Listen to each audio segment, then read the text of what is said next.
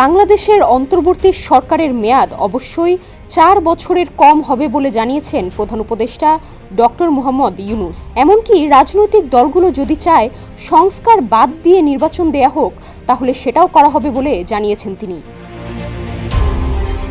Doctor Mohammad Yunus বলেছেন, আমরা অন্তর্বর্তী সরকার, আমরা স্থায়ী সরকার নই।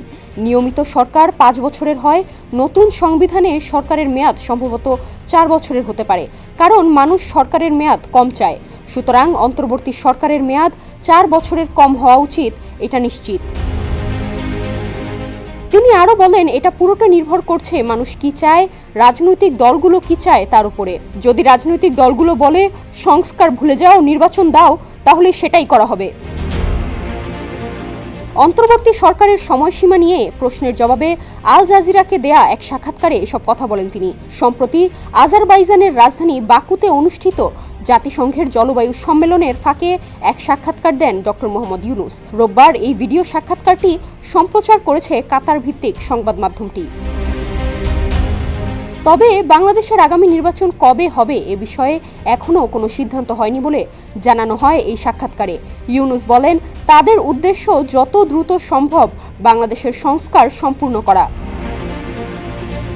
এ লক্ষ্যে বিভিন্ন সংস্কার কমিশন তৈরির কথা তুলে ধরে তিনি বলেন, নির্বাচনের প্রস্তুতি এবং সব সংস্কার শেষ করার প্রস্তুতির প্রক্রিয়া একসঙ্গে চলছে।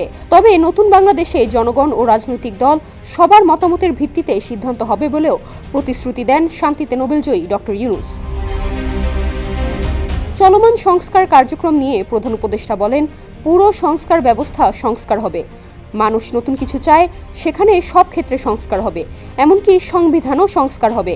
এ লক্ষ্যে বিভিন্ন সংস্কার কমিশন করার কথা তুলে ধরে তিনি বলেন, দুটো প্রক্রিয়া একসঙ্গে চলছে, নির্বাচনের প্রস্তুতি এবং সব সংস্কার শেষ করার প্রস্তুতি। মাঠের অলরাউন্ডার আমি, আর ঘরের allrounder Tylox. Tylox toilet cleaner, clean মানেই টাইলক্স। ছাত্র জনতার আন্দোলনের মুখে ভারতে পালিয়ে যাওয়া শেখ হাসিনার প্রসঙ্গও উঠে এসেছে সাক্ষাৎকারে। প্রশ্নের জবাবে ডক্টর ইউনূস বলেছেন, তিনি বাংলাদেশকে অস্থিতিশীল করার চেষ্টা করছেন। শেখ হাসিনাকে দেশে ফিরিয়ে আনার প্রসঙ্গে প্রধান উপদেষ্টা বলেন, আইনি প্রক্রিয়া চলছে, দোষী সাব্যস্ত হলে তার প্রত্যাবর্তন চাওয়া হবে। নুসরাত জাহান, ডেস্ক রিপোর্ট, সমকাল।